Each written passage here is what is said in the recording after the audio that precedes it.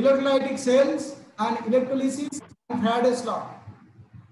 Electrolytic cells and electrolysis. What is electrolytic cell? A cell which uses external source of voltage to bring about a chemical reaction is called electrolytic cell. And what was the electrochemical cell? That was the battery. Okay, already আমরা পড়ে ফেলেছি তো voltaic cell যেটা ছিল যে by the electrochemical reaction, so electrochemical potential or energy converted to electrical energy, that was the electrochemical cell. And now electrolytic cell, a cell which uses external source of voltage to bring about a chemical reaction, is called electrolytic cell. It is an electrochemical process. অর্থাৎ এখানে তুমি current দিয়ে কি করতে পারো, electrochemical reaction ঘটাতে পারো। আর ব্যাটারিতে কি হয়, ইলেকট্রোকেমিক্যাল রিঅ্যাকশন হয় আর এনার্জি পাওয়া যায়। So the electrochemical process is one of the greatest important aspects in the laboratory and chemical industry. For example, in the extraction of metals from ore. Okay? 1 mole positive charge is required to neutralize 1 mole of electron. এটা কি 1 Faraday. এটা কিন্তু fixed, এটা মাথায় রাখতে হবে যে 1 মোল চার্জকে এই অ্যাভোগাড্রো নাম্বার অর্থাৎ 1 ফ্যারাডে বা 1 মোল ইলেকট্রনের যা চার্জ 1 ফ্যারাডে বা 96500 কুলম্ব, এই চার্জটা যদি তুমি দাও তাহলে 1 মোল পজিটিভ চার্জ কে তুমি এটম 1 মোল নেগেটিভ চার্জ দিয়ে বা ইলেকট্রন দিয়ে তুমি নিউট্রাল করতে পারো। তার মানে তুমি ধরো সোডিয়াম ক্লোরাইড, সেখানে যদি ক্লোরিনকে তুমি নিউট্রাল করতে চাও তাহলে 1 মোল Cl মাইনাস আয়নকে নিউট্রাল করার জন্য 1 ফ্যারাডে বা 96500 কুলম্ব চার্জ দিতে হবে, অথবা 1 মোল সোডিয়াম প্লাসকে নিউট্রাল করার জন্য 96500 কুলম্ব চার্জ দিতে হবে। এবার যদি আমাদের পজিটিভ চার্জ যদি 2 মোল হয় তাহলে 2 ফ্যারাডে লাগবে, অর্থাৎ দিস ইজ ফিক্সড। কেন এটা ফিক্সড? কারণ 96500 কুলম্ব যেটা, সেটা অ্যাকচুয়ালি 1 মোল ইলেকট্রনের চার্জ। ওকে, আমরা আগের দিন শিখিয়েছিলাম।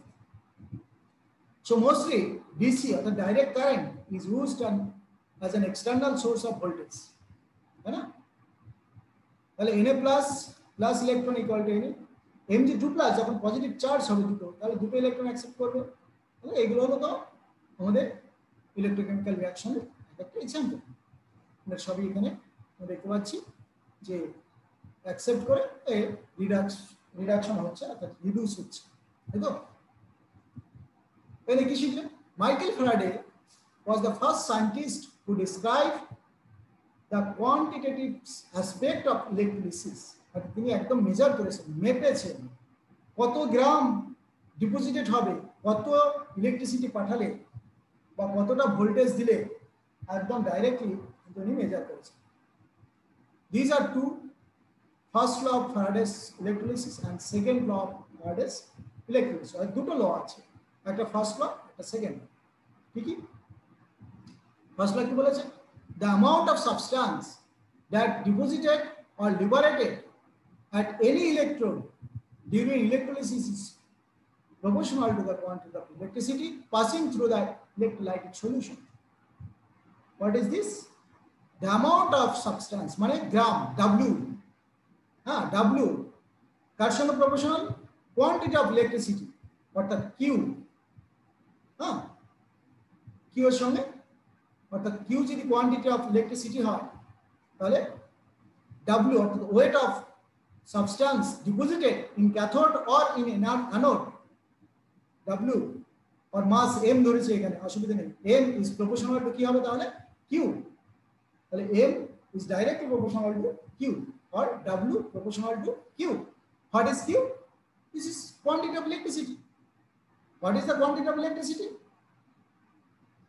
So what is the quantity of electricity? Charge. এটা কি চার্জ, তাই তো? তাহলে এটার মধ্যে কি আছে? I into T, অর্থাৎ কারেন্ট ইনটু তোমার টাইম, কতক্ষণ ধরে কত কারেন্ট গেল সেটাই তো আমাদের চার্জ, তাই না?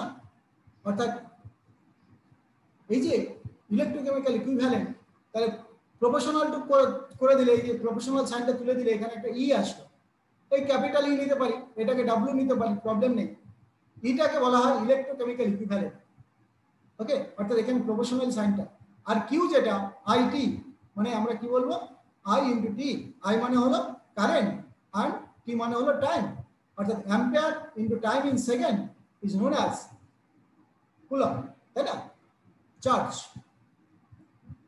তাহলে এখানে আমরা কি দেখলাম, এই যে এখানে দেখো একটা জিনিস, এম অর্থাৎ মাস কতটা ডিপোজিটেড হলো সেটা প্রপোর্শনাল টু কিউ ছিল। আর প্রপোর্শনালি সাইন তোলার জন্য আমরা ই নিলাম, ই কে আমরা বলেছি electrochemical equivalent. and C into T, C and T কি, বা I into T, এই তো? C এর জায়গায় I বসাতে পারি, কারেন্ট, C মানে কারেন্ট বা I মানে কারেন্ট, অ্যাম্পিয়ার, টাইম মানে সেকেন্ড। এবারে এই স্মল ই বাই, দেখো স্মল ই ইন্টু তোমার ইয়েটা যদি বলি ফ্যারাডে, মানে 96500 কুলম্ব, ওটাকে বলা হয় ইকুইভ্যালেন্ট ওয়েট। তাহলে স্মল ই এটা ইলেকট্রো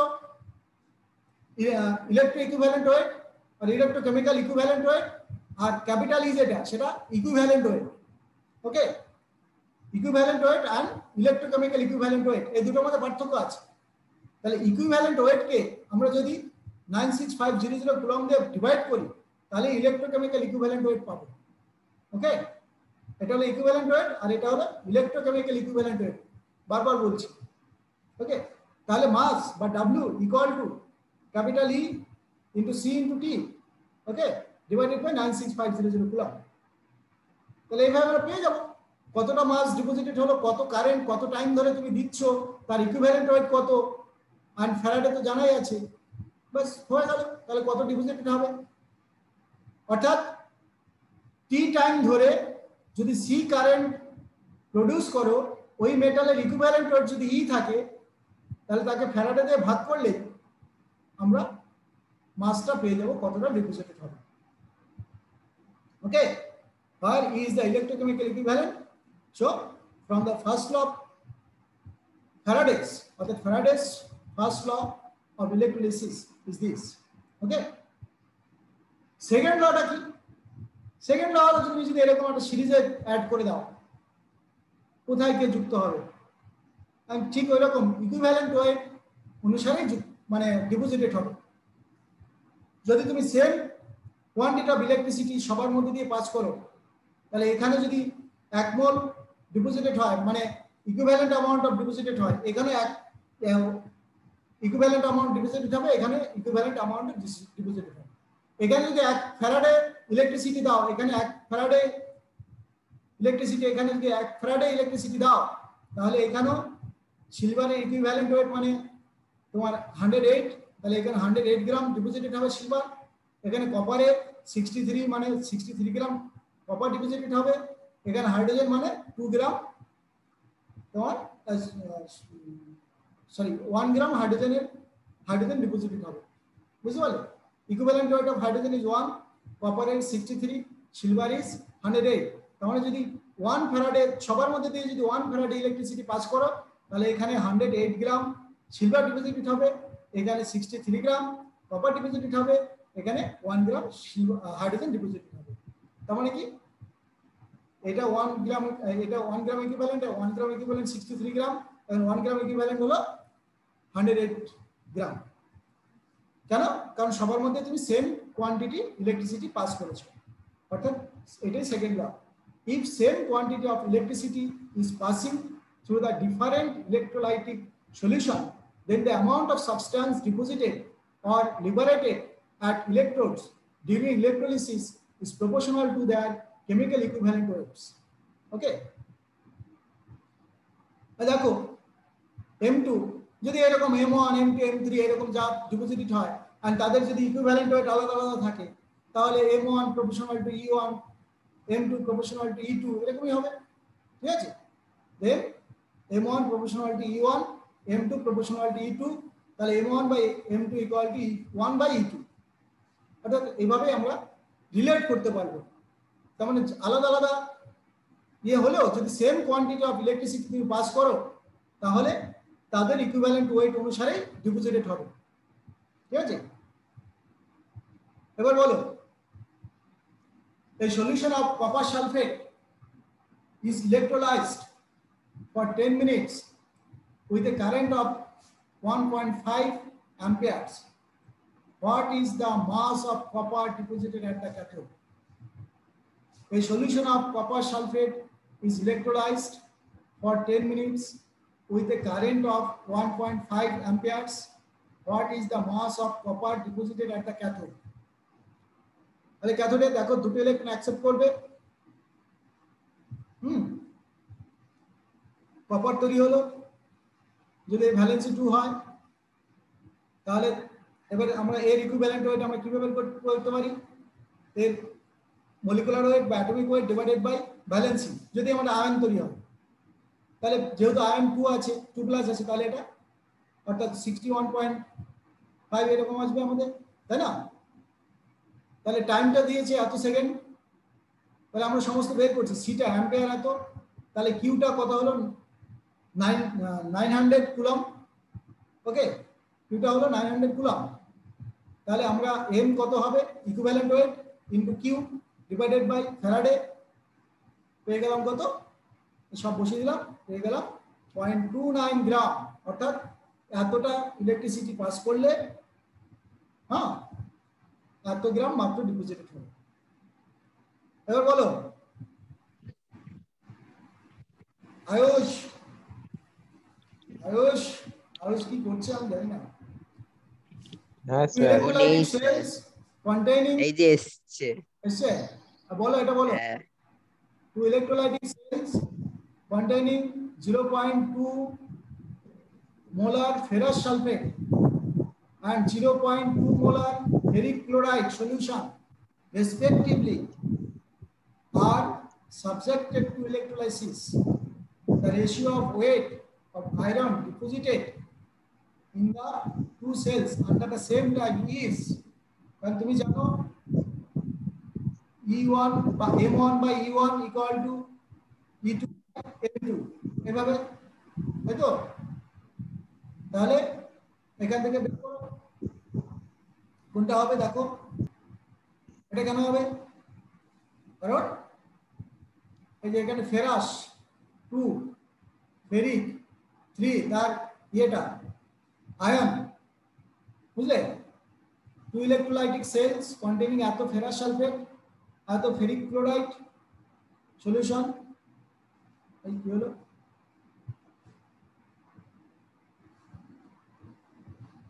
এটা,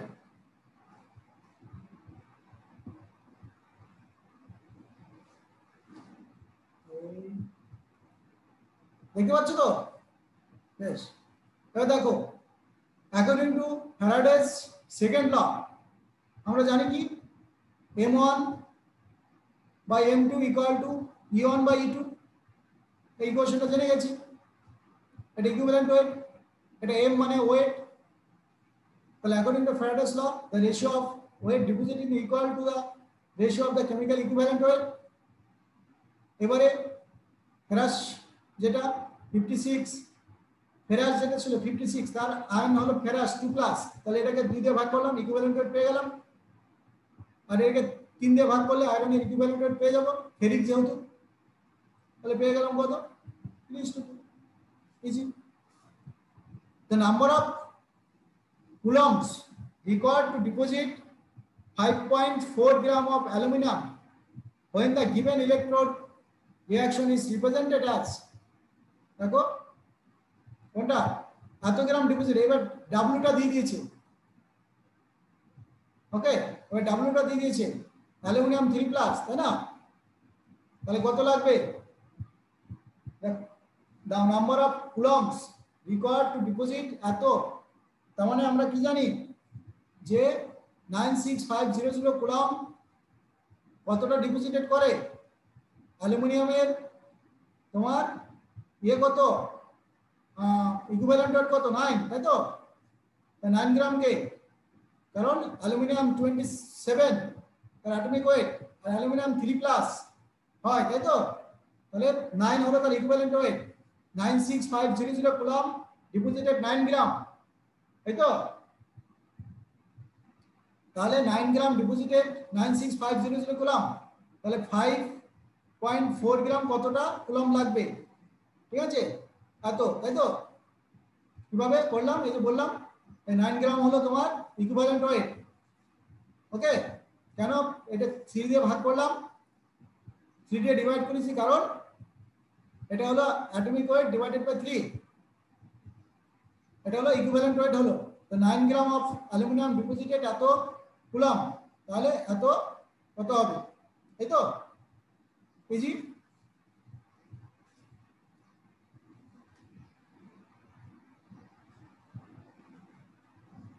ক্লিয়ার হ্যাঁ sir Well, according to the second law of Faraday's electrolysis, the correct one is এটা বলো ঠিক আছে ঠিক আছে তাই না হ্যাঁ স্যার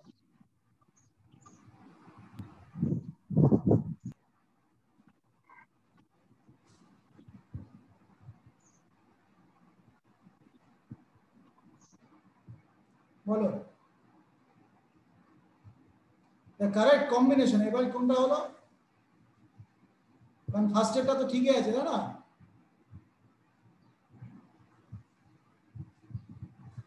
ফার্স্ট এরটা ঠিক আছে সেকেন্ড সেকেন্ড এরটা ঠিক নেই তারপরে থার্ড এরটা ঠিক আছে থার্ড এরটাও ঠিক আছে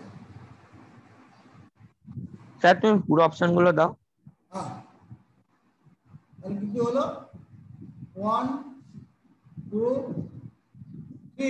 3 তো নেই 3টা ঠিক নেই 4 4 তাই তো এটা উল্টো আছে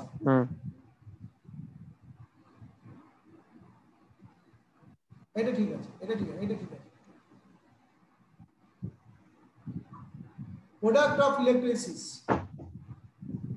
কার উপর ডিপেন্ড করছে nature of the electrolyte and electrode কোন ইলেকট্রোডের উপরে ডিপোজিটেড হবে তার উপর ডিপেন্ড করবে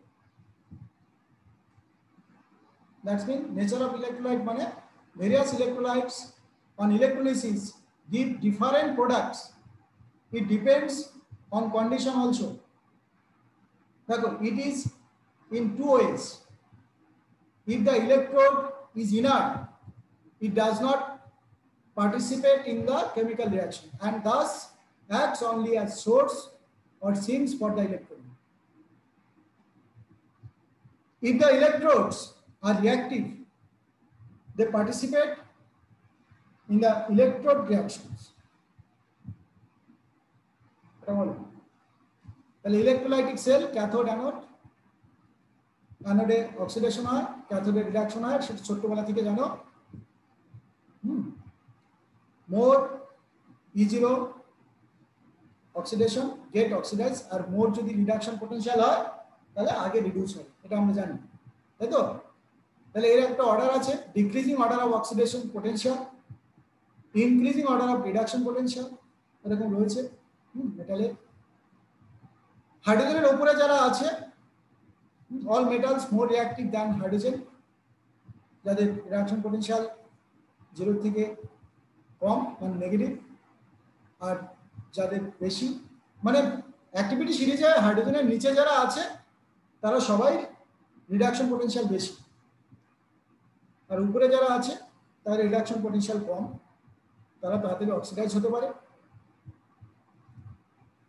এটা একটা টেন্ডেন্সি আর এটা আমাদের অ্যাক্টিভিটি সিরিজ অনুসারে এরকমই সাজাবো আমরা এই যে উপরে লিথিয়াম তারপর পটাশিয়াম ক্যালসিয়াম মানে এইভাবে পরপর যদি আমরা নিচের দিকে অ্যারেঞ্জ করতে থাকি যেগুলো তোমরা দেখতে পাও আর কি এখানে লিথিয়াম তাই না লিথিয়াম তারপরে পটাশিয়াম এরকম তারপর dot dot dot dot dot করে এখানে হাইড্রোজেন চলে এলো। এর হাইড্রোজেনের নিচে এরা থাকে মার্কারি, সিলভার, প্লাটিনাম, হ্যাঁ, গোল্ড, কপার, সিলভার, গোল্ড, এরা তো অবশ্যই নিচে, মার্কারি, প্লাটিনাম, গোল্ড সবার নিচে থাকে। এই জন্য গোল্ড অ্যান্ড প্লাটিনাম এরা অনেক নিচে থাকে, তো একদম নিচে থাকে এদিকে। সেই কারণে এদেরকে আমরা ফ্রি স্টেটে পাই, কারণ ওরা তো রিডিউস কন্ডিশনে থাকে, ওরা কারো কোনো অক্সিজেনের সঙ্গে যুক্ত হতে চাইবেই না, তাই এদেরকে ফ্রি স্টেটে পাওয়া যায়। হ্যাঁ, সিলভার একটুখানিও হলেও অনেক সময় সিলভার অক্সাইড হিসেবে থাকে, Ag2O। হ্যাঁ, কিন্তু প্লাটিনাম অ্যান্ড তোমার গোল্ড, হ্যাঁ, এরা কিন্তু একদম পিওর কন্ডিশনে পাওয়া যায় এদেরকে নেচার। ওকে, ফ্রি স্টেট। কারণটা হলো এই অ্যাক্টিভিটি সিরিজে এদের নিচে আছে, হাইড্রোজেনের নিচে আছে। Clear?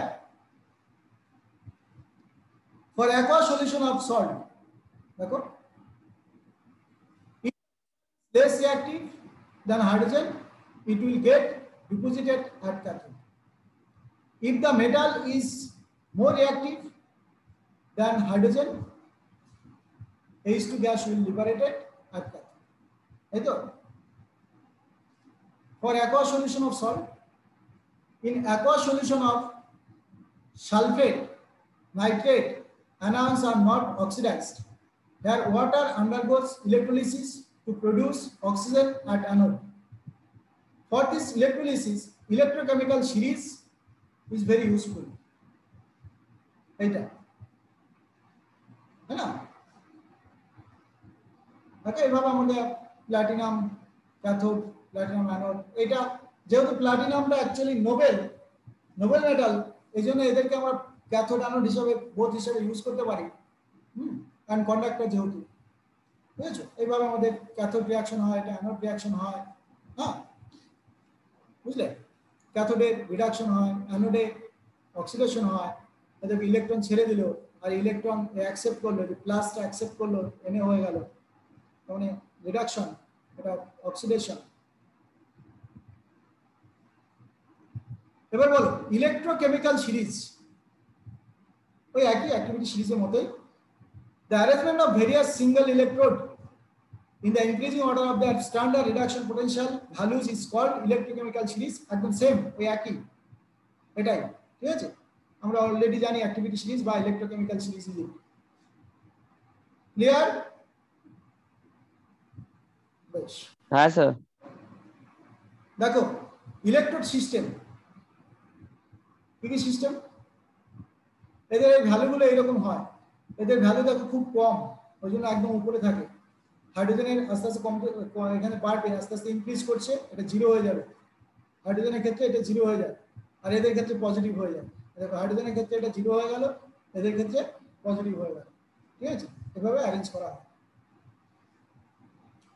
A negative E0 means that the redox couple is stronger reducing agent, that's when it will be itself oxidized, है ना? Then H plus H2 couple একসঙ্গে আছে বলে couple বলছে। A positive E0 means that the redox couple is a weaker reducing agent than the H plus H2 couple. The metal with higher negative potential displaces a metal with lower negative potential or positive potential from aqueous salt solution of the metal. The metal above hydrogen displaces hydrogen from the dilute acid, that is sodium, zinc, etc. displaces hydrogen from acid. Low reduction potential metal is stored in high standard reduction potential solution. That's mean if zinc sulfate solution stored in copper pot, but copper sulfate solution not stored in zinc pot. কেন? কারণ zinc পটের মধ্যে যদি copper sulphate রাখো, তাহলে জিঙ্কটা কি করবে, একে রিপ্লেস করে দেবে, কপার রিডিউস হয়ে যাবে, এখানে কপার অর্থাৎ জিঙ্ক সালফেট তৈরি করে ফেলবে। কারণ জিঙ্কটা হলো কপারের অনেক উপরে আছে অ্যাক্টিভিটি সিরিজে, তাই জিঙ্ক কি করতে পারবে, কপারকে রিপ্লেস করে দিতে পারবে। কিন্তু জিঙ্ক, হ্যাঁ, কপারকে রিপ্লেস করতে পারবে, কপার জিঙ্ককে রিপ্লেস করতে পারবে না, কারণ কপার নিচে আছে, জিঙ্ক উপরে আছে, মনে থাকবে? এবার বলো, aqueous solution of sodium chloride on electrolysis gives dash and dash, কোনটা? সোডিয়াম ক্লোরাইড aqueous সলিউশন কিন্তু এখানে, ওকে, মাথায় রাখতে হবে। এটা মল্টেন কন্ডিশনে হলে Na+ ক্যাথোডে, Cl- অ্যানোডে যেত, কিন্তু এখন aqueous সলিউশন আছে তাই এটা Na+টা কিন্তু নয়, এখানে H+টা হলো, মানে H তোমার ডিপোজিটেড হবে, H+টা ক্যাথোডে ডিপোজিটেড হবে, মানে H2 তৈরি হবে আর অ্যানোডে ক্লোরিন তৈরি হবে। বুঝতে পারলে? এটা কিন্তু মাথায় রাখতে হবে, যেটা aqueous সলিউশন আছে, aqueous সলিউশন হলে H+ আগে যাবে Na+ এর থেকে, আর OH- এর দিকে Cl- আগে যাবে। Thank you. ক্ষিতেশ, ক্ষিতীশ তো নয়, আয়ুষ, সৃজিত, হ্যাঁ স্যার। হ্যাঁ স্যার। তোমাদের কি প্রবলেম? ক্ষিতীশের নাম নিলে কেন তুমি? হ্যাঁ হ্যাঁ হ্যাঁ, ক্ষিতীশ কোথায় গেল? ক্ষিতীশ তো নয়। এরা কি করছে সব? ক্ষিতীশের পড়াশোনা হচ্ছে আদৌ? কে জানি? জানি না, সবাই আটকে আছি জানি না আমরা, স্যার। বুঝতে পারছি না। আবার এই কি করেছে? 24 তারিখ থেকে স্কুলে অনলাইন টেস্ট শুরু হচ্ছে আমাদের। তবে অনলাইন টেস্ট 24 নেবে? হ্যাঁ দেবো। ওই ওই অনলাইন টেস্টের মাধ্যমে কি তোমাদের পুরো ইয়েটা হবে নাকি? তাই তো মনে হচ্ছে, যদি বোর্ড না হয় হ্যাঁ, মনে হয় এখান থেকে এই সব মার্কস তার মানে গুলো চলে ওইটাই যাবে। হবে, বুঝলে? আমার মনে হচ্ছে ওটাই, বুঝলে আয়ুষ? স্যার আমাদের তো কোনো অনলাইন টেস্টই বলেনি স্যার, আমাদের কি তোমাদের হবে? তোমাদের হবে, তোমাদের হয়েছে বা হবে, কিরকম একটা কিছু করবে একটা, নাহলে কি করবে ওদেরকে actually? স্কুলে ডাকবে একবারে। হ্যাঁ, আমাদের একদম top ঠিক five আছে। আয়ুষ, হ্যাঁ হ্যাঁ স্যার, ঠিক আছে। হ্যাঁ স্যার। ইলেকট্রোকেমিস্ট্রি কমপ্লিট হয়ে গেল পুরোটা, ঠিক আছে? হ্যাঁ আর স্যার। কিছু বাদ নেই। হ্যাঁ এবারে স্যার, তোমার আসবে আমাদের এমসিকিউ, এর পরের দিন আমরা এমসিকিউ করবো তাহলে, ঠিক আছে? Okay sir. Okay sir.